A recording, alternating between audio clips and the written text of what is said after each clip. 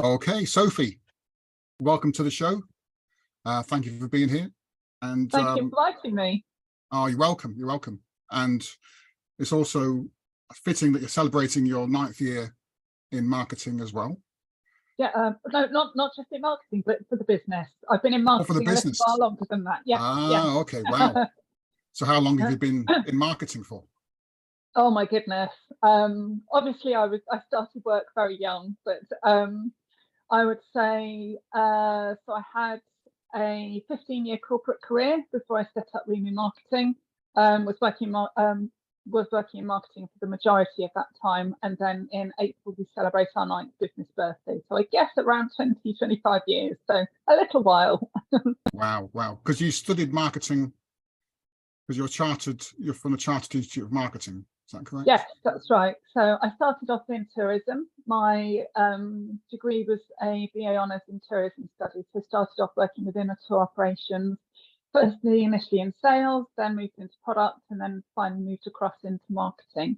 I then went on, as part of that journey, also went on to study at the Chartered Institute of Marketing. So I have a postgraduate diploma in marketing, and I'm also a chartered marketeer, which means that I need to ensure I continue to learn and build on my marketing knowledge every year. So I can't just sit on my laurels. I've got to be reading around the topic. I've got to be learning new things, and obviously putting and practicing the marketing knowledge that I have into action as well. So yeah, so quite a comprehensive way forward. Yeah, yeah.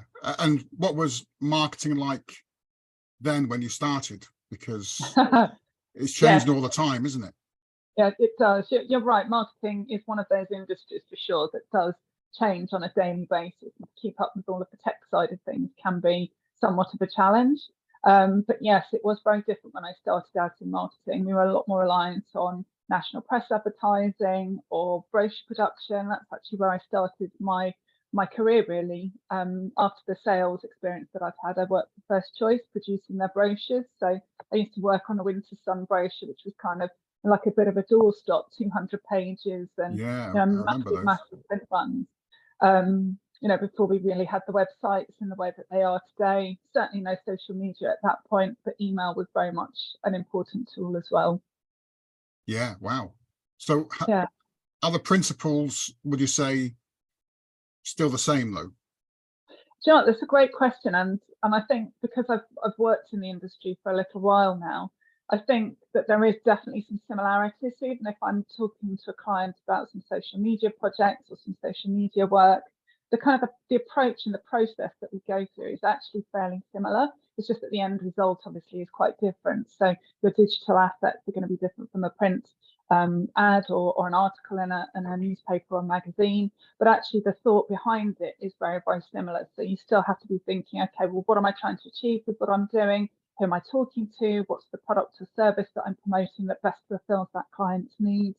So all of that kind of pre-thinking, that process definitely is very, very similar. Just as I say, the output often is a little different. Yeah, yeah. Because you call yourself the marketing mixologist. Yes. Which I love that. I love that. Thank you. Is that because you're using different channels in your marketing? You don't recommend necessarily using just one channel? Yeah, I guess that's what makes me slightly different to some other marketeers out there, is that I always start the customer journey when I'm working with any new client. I always start by looking at the complete marketing mix. So we would start by building a marketing strategy so that it enables me to get under the skin of the business owner and what they're doing. And actually often helps the business owner clarify what they want to do and how they move forward through the discussions and debate that we have. A lot of things often come out and we need to kind of resolve and kind of get clarity on as we move forward. So that's the start point for any client. And then from that, we look at the total marketing mix. So that might be looking at the website, branding, email marketing, social media, content planning, and pretty much anything and everything in between that you can think of. So I suppose the mixologist piece really comes by initially looking at the breadth of marketing options and solutions out there. And anybody that's ever Googled marketing or small business marketing online will know that there's just hundreds of different ways in which you can connect with your ideal client. But also the other way is that I work with my clients in different ways. So I can work in a retained capacity where we become your virtual marketing team. and I've got a team of associates that we can draw in to help us with that. I can also do marketing training. So if you're new into the industry, or you've got a team that you want to brainstorm a particular topic or upskill on, then I can train, with that regard as well. I did some really fun email marketing and MailChimp training just before Christmas and at the beginning part of this year. I've also got my marketing coaching product, which is just in the kind of the final beta testing and final evolution phases, and also working in a mentoring capacity. So really the breadth of how we work with our clients is probably more where the mixologist pieces come in, because what I find is when I'm talking to a client, I'm often switching hats. So I'll go from kind of a guide or a mentor to a coach to an educator to a trainer, and kind of flip between the different hats. So lots of different skill sets required and different jobs to look at, which is makes it interesting and diverse, which is good. Yeah. Do you find some of your clients are a bit overwhelmed by the amount of different choices they have? Yeah, it can be overwhelming. And I think in the initial conversations that we have, sometimes my clients might sit there and just go, oh my goodness, I just don't know where to start. But there definitely is a process and an order that we need to look at these things in. So for example, where we generally start is by looking at the branding, because if the branding is working, that's great. If it resonates with the customer, then that's fine. But if that needs to change, then that often is the start point, because it will then kind of filter through into everything else. And then the next piece that we need to look at is the website, because that's your kind of your shop window, which is how people engage with you, how people connect with you, unless you have physical premises, of course, and that can work in isolation. But getting the website right is really important. Once you've got that right, then it's about building the marketing consistency. And again, there's kind of pillars that we would look at. So depending upon the ambition of the business owner will depend upon how much we dial up those pillars. So for example, it's no point my driving so much demand for a client if actually they just want to have, if you've got a coach, for example, if they just want to obtain maybe 1 or 2 additional coaching clients, and I generate them 10 in a month, then they obviously can't sustain that and they can't deliver against that. So it's really about making sure whatever marketing we're creating fulfills the ambitions of the business owner, and then they're ultimately able to deliver it as well. Yeah, makes sense. Would you say there was a client or a business which is too small for marketing, as in if they're like a local window cleaner, for example, would they have a need for marketing? Yes, my answer to that is yes. Every business needs some form of marketing. To what degree varies against the ambition, the current demand, what people are trying to achieve. So to use your example there, yes, a window cleaner probably needs to still generate new clients, but obviously once they reach the capacity of their time limit, they obviously then don't need to gain new clients, but they do need to make sure that they're servicing their existing clients well and keeping that relationship going and building on that relationship and making sure that they're happy. What will always happen is you're always going to have transition and change within your clients. So if you've got happy customers that you want to encourage them to recommend you and to refer you and to become your brand advocate, that process is still the same whether you're a window cleaner or whether you're Apple as a global corporation. So really everything in between is just a scalability as to how much you invest and spend focusing on your marketing activities. Yeah, that makes sense. And your upcoming webinar, you're talking about challenging times for businesses. Yeah. So, do you mean in terms of budget, in terms of competition? Yeah, so we're obviously in some interesting times at the moment with cost of living going up, with the economy being what it is, and one of the things that I'm a real advocate of is putting the customer at the heart of everything, all of my client work and everything that we do at Rimu Marketing.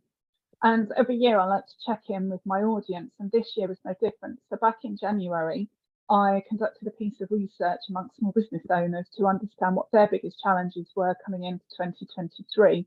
And it was really insightful. There was some really good learnings which came out of the research from that.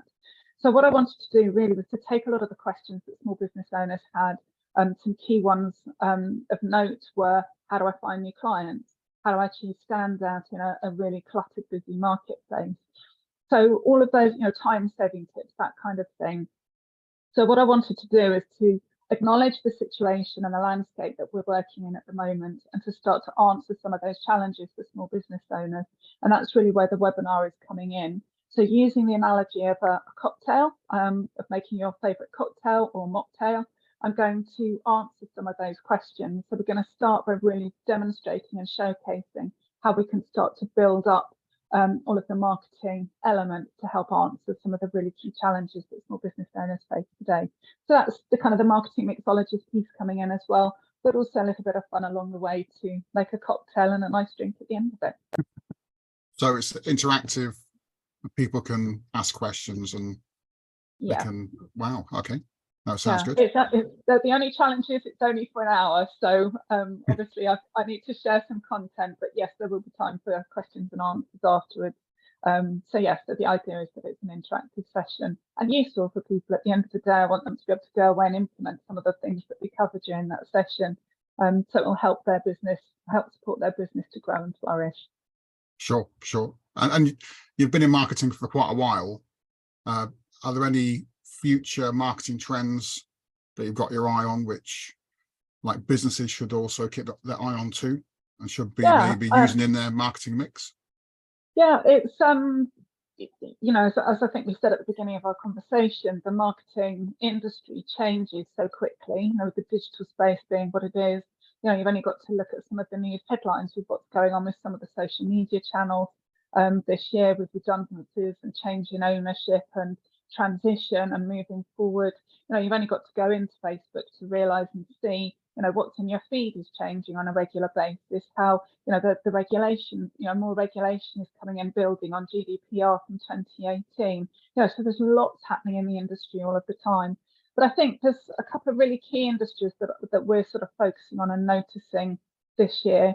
Number one is the environment. So CSR, corporate social responsibility policies, is really coming very much more to the fore. And I think that's been driven very much by customers, because they want to work with businesses that have similar brand values to them, with the COP summits and all of those kind of good environmental conversations that are happening, critically at the moment. To bring that into business is really important. The B Corp business sort of foundation and grading is starting to become more of a conversation. I sat in a fantastic webinar the other day with the MD of Ella's Kitchen, and he was talking about some of the processes that they've gone through to become B Corp registered. So I think the consumer is driving that awareness of the environment, and whether you're a one-man band, whether you're a small business, or whether you're a medium-sized business or anything in between, global corporations, putting the environment and the corporate social responsibility is something which is becoming increasingly important. And thinking about how you can bring that into your working day and week is really key. Personalization. So you asked her about the delivery of marketing, making sure that your content is targeted to your audience, relevant and timely. By using tools like email, that's really going to help us being able to do that, so that you're really talking very personally to somebody rather than kind of a mass scattergun approach. We both see video marketing continuing to increase. I think I saw a statistic recently, 89% of marketeers plan to use short form video as part of their marketing mix this year. That's huge, and that's a trend which is going to increase, because consumers, again, driven by the consumer, people are engaging and absorbing more with video. Content continues to be key. So a lot of, especially for small businesses, using content as a way to showcase their expertise and to really sort of engage with their audience. So I think there's some really kind of meaty, nice, strong marketing trends which are coming out there. Yeah, interesting, especially the bit about the environment and values, I guess. Yes. It would be, wouldn't it? It's not just about price and sales. No. And I think COVID's driven a lot of that as well. I think because we all kind of hit the pause button on life, we had a lot more time than maybe we would normally have had. Hitting the pause button and kind of going, actually, am I fulfilled in my work? Do I like what I do? Do I like who I worked with? Do I like the brand I'm working for? Does it align to how I feel about the world? And it prompted people to have a lot of time for reflection and consideration. And I think not only has it driven the customer way forward. Lots more people shopping locally and that kind of thing. We've seen a lot of trends moving in that direction, but people's habits are changing as well. And that's interesting also from a marketeer, because things as simple as, when you're deciding on when to post a LinkedIn post, perhaps historically you would have said, well, maybe between 7:30 and 8, about lunchtime and about the end of the day, because that's broadly when people are going to be commuting if you're targeting a corporate audience. Those trends are shifting, so they may not now be going into the office. You may still broadly see that engagement time frame, but actually it might be slightly later. So it's sort of interesting transition change, I think, as we adapt as we move forward. Yeah, that's interesting about the scheduling. How about, you mentioned COVID? Did that change your business particularly on how you ran your business and how you changed focus? Definitely. I think everybody used that word pivot for a very long time. I think possibly unprecedented and pivot. Yeah. But it was so true. I think what COVID expedited was some of the trends and transitions that we were perhaps going to see anyway over the next 5 to 10 years had to happen overnight. So the acceptance of meeting people on Zoom is a really very simple and obvious example. So previously, if I'd wanted to arrange to meet somebody to explore their business, understand a bit more about what they do, and for them to maybe understand a bit more about what I do, I would have had to go and meet them in person. So I'd have had to get in my car, with the environmental impact. I've got a half-an-hour car journey and all of the effect of that. I've then got an hour of my time, and then I've got to come home again. So what would have been, maybe a 2-hour situation, I could now maybe have a half-hour Zoom meeting with somebody to establish, just to kind of get to know them a bit more, establish a connection. If we then want to meet in person, we can. But that time saving was huge. The environmental impact was huge. So I think there are some things like that which did definitely transition the way that we work. Having said all of that, I don't think you can replace the in-person contact. I don't think you get the same connection with people. So I think it's about a balance, as with many things. Yeah, it works well together. Yeah, absolutely. Interesting. What would you? I'll put it on the spot here slightly. Like, if I'm a small business and I'm struggling with marketing. Apart from calling you, what would you say would be your priority, the business's priority in their marketing? If they were time poor, budget poor, what would be their priority? Yeah. So I think for me, the priority is thinking through your marketing. I think there's very often the misunderstanding that your marketing is an ad you see in a newspaper, it's a social media post or video you see, it's an email that you receive. But actually, the thought that goes into producing some of those things is far more important than the end result. Of course, the visual nature is very important, the visual impact is important. But if you think of things like the John Lewis Christmas campaign, they'd start planning that probably about 18 months in advance. They'd start by thinking, okay, as a business, what are we trying to achieve? What's the outcome that we're looking to work towards? What's the who's the target audience that we're engaging with? And for them, using that example, they're a really broad audience because they're obviously quite a mass market proposition, but even within the marketplace, they've got their kind of demographics and particular audiences that they would be connecting with. So for me, I think it's important to spend the time thinking about answering maybe 2 or 3 key questions, and that is, what am I trying to achieve? Who am I talking to? And what is it that I'm going to be talking to them about? So once you know what you want to achieve, who you're talking to, you understand what their pain points are. So what are the problems that you and your business solve? How do you help your audience? Once you understand that, then you can build a product that answers that question for them. So having quite a lot of time just working through and understanding that is really, really important. And then for me, I think it's important to have a website. It's like your shop front. So however far you're able to invest in that particular item, if you can get expertise, do try, because it is often fairly clear if a website has been professionally developed versus not. Not always, but it is often, it is often the case. And then once you've got that, it's about doing little and often. So write a regular blog, send regular social media communication to whatever level you can do when you're busy. So the optimum will vary depending upon the network. So for LinkedIn, for example, the optimum is about 5 times a week.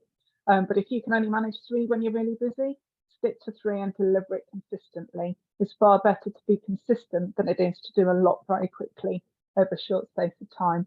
And then email marketing, I tend to put a big neon banner out about now because I am quite a fan of email marketing done well as a tool. It's incredibly powerful. But they would be my kind of 3 or 4 sort of key routes to market. And then once you've got a bit of budget, you've got a bit more time, then you can start to build on those foundations from there. Yeah, that's interesting that you mentioned email marketing, because some marketers say it's past its sell by date. Yeah. But I'm with you. I think email marketing is very powerful. Yeah, it's an interesting debate. It's cited to drive a 40-to-1 return on investment when it's done well, but it does also come back to that question of who is your audience. So, there may be a demographic thing in here. I definitely am of an audience and generation where I do engage with emails. It does work for me. If maybe my children's generation, I don't know if it will or it won't, but the advantage, I think, of email comes in, and where the trend is starting to be seen as the kind of the personalization and that feeling of being an exclusive club. So with the younger audience, rather than it being more of a broadcast media, it's actually about saying, you know what, Mike, this is something I am offering you personally. This is something which is really tailored to you. And that's that loyalty program piece, which is where email is the vehicle to help deliver that to the younger generation. So I think it depends how you use it and for what audience, and of course, what kind of business you're running to. Sure. Okay. So now I'm moving on to the part of the interview where I ask you more informal questions. Okay. So first question is, if you weren't a marketer, what profession would you be in? What would you, as a second choice, if you couldn't do the first? Okay, I'm going to give you 2 answers, if I may. I'm going to give you a practical answer, and I'm going to give you an answer if I had my Harry Potter wand out and there were no barriers and I didn't need to pay a mortgage and all of that kind of good stuff. Yeah, that's fine. So my first practical answer is I would probably return back to the travel and tourism industry. I really loved that sector and I really miss not working within that space. A lot of those businesses within that space are very much tied up within kind of global brands. So it's a lot more difficult for myself as a kind of a very small business to be able to connect with boutique hotels or that kind of stuff. I worked for a hotel company for a number of years. So I've got a really clear understanding of that industry and I do miss it. So I think I would definitely go back to that space and see if I could connect in that industry in some way. And then the answer with my Harry Potter one out is I think I'll be a professional 3-day eventer. So I'd be like Zara Phillips, where I'd be riding around cross-country courses and show jumping and just enjoy being with horses, I think. Wow. Okay. That's interesting. That's something we could explore at another time. Yes. What has been your best marketing advice given to you by somebody? Oh, do you know what? There's so much. There's so many good kind of hints and tips. So for anybody listening, if you want some more hints and tips, join the webinar because you're going to get some there. I think do your research is a really, really key one. So for anybody who's just starting out, who's listening, to do their research into their sector or to the business idea that they are potentially looking to launch is really, really important. Understanding who your competitors are, understanding the landscape and understanding the opportunity that you have within that sector is probably the most, is one of the best starting places and a really good solid piece of advice. Great. Gear change here. What is your favorite meal? Oh, do you know what? I've got so many, Mike. It's really hard to choose. But so again, I'm going to give you a couple of answers if that's all right. I love a roast I love a roast chicken dinner. So that would Mm. have to be, that's one of my comfort foods. I really, really enjoy that. So I think as a meal, that's got to be one of my favourites. Although as we do then come into summer, I really like barbecues and salads and that kind of stuff. But otherwise, an Indian meal, I think. I really enjoy Indian food. I've not been to India, but at some point I hope maybe to go and experience the authentic cuisine there. But Mm. yes, I really enjoy Indian food. But how about you, Mike? What would be Ah, your um your my meal? my favorite meal is probably, I would say, the Chinese meal. Okay, Something like, something like chicken curry and rice. no, I love that. yeah, Nice and simple. yeah, I haven't got very exotic tastes, but to be honest, even egg chips and sausage and beans, I yeah. love That's that. pretty good too. That's a guilty pleasure. Yeah, Yeah, definitely. I think it depends what mood you're in as well, doesn't it, and who you're with. yeah. Exactly. Yeah. Well, I'm from the north, so usually something with like chips or black pudding Mm, or something. We're gonna like.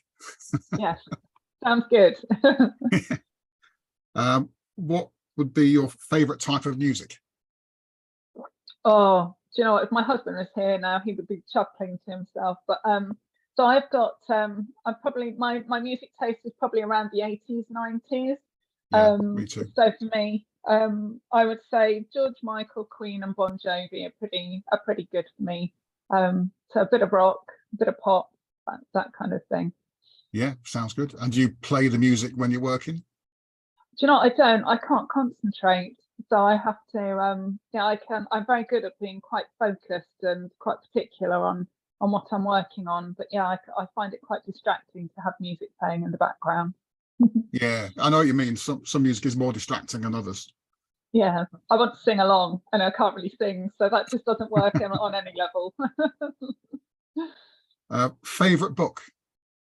Oh, so I've got a couple of business books here for you, Mike. I thought if Yeah, we were talking business wise, I hadn't thought kind of on a more leisure base. I do really enjoy reading, but so I've got two for you here today. So I've got The Go Giver, which is it's actually a series of books. There's three of them, and it's a really easy read. It literally I'm quite a fast reader, but it literally took me about an hour and a half to read it from cover to cover, and it's just this really nice story about a salesperson. It's based in the US. It's written by an American guy, about a sales guy who had a target to meet and the process that he went through to kind of get there. And it's just a really nice story.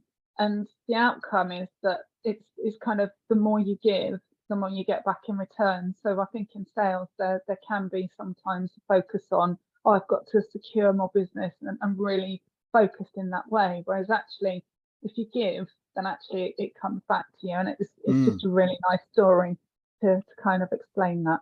So I, have you heard of it before? no. It sounds similar to the philosophy of BNI, like give as gain, and Yeah, yeah. It's I guess not as it's a lot softer in the way it's portrayed than I yeah, think BNI can sometimes come across as. But yes, I guess the underlying principle is fairly similar. yeah, Um, but yeah, it's just it's a story, so it makes it easy to read and to understand the teachings and the learnings from it, which I think is nice. Often in business books, it's quite almost um, like methodical. somebody talking to you rather Yeah, than it being a story. So interesting, yeah, interesting. yeah. And the other one is a bit more left field. It's called The Secret by Rhonda Byrne, and that's a similar kind of thing. It's the idea that if you fix your mind on something and say, you know what, I want to achieve X, then the law of attraction provides it. So I think again, it's an American book, and you need to maybe get past that a little bit. But the underlying theory, I think, is that if you decide quite clearly you want to do something, then you start talking to that point, and you start every which way you kind of talk to people about things, it kind of guides you into that direction.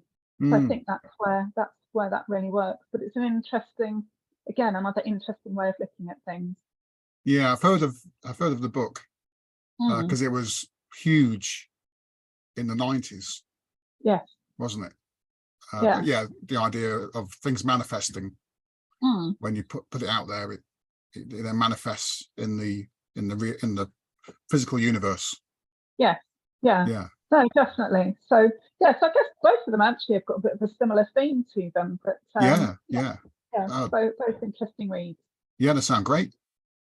I have to check them out. Yeah. So we've come to the close of the interview and thank you for being, giving us lots of value on this interview. Thank you. Well, Lots thank you for of inviting me. yourself. Oh, you're welcome. Yeah. You're welcome. So remind us of the webinar that's happening, the date So and the details, and how people can attend. Yeah, definitely. So the webinar is free to attend. I will be recording the actual sort of presentation part of the session, but I would encourage anyone who's attending to try and come live, because there will be opportunity for lots of questions and debate at the end of the session, which I think often brings a lot of value, because a lot of people kind of have questions that maybe other people hadn't thought of, or similar questions to others. So I think there's always a lot of value in that good debate at the end. The focus is going to be shake up your marketing in times of uncertainty. It's on Wednesday, the 19th of April at 9:30 in the morning. You can either drop me an email to sophie@rimumarketing.co.uk, or I think you kindly said you would add the Eventbrite link to the copy surrounding the podcast. So hopefully people can click on the link there as well. Should be below on Spotify or below on YouTube, Wonderful. Below this. Brilliant. Wonderful. Yeah, appreciate your time. Lovely. Well, thank you for having me. Yes, you're welcome. And hopefully we'll talk again soon. Look forward to it. Thank you very much.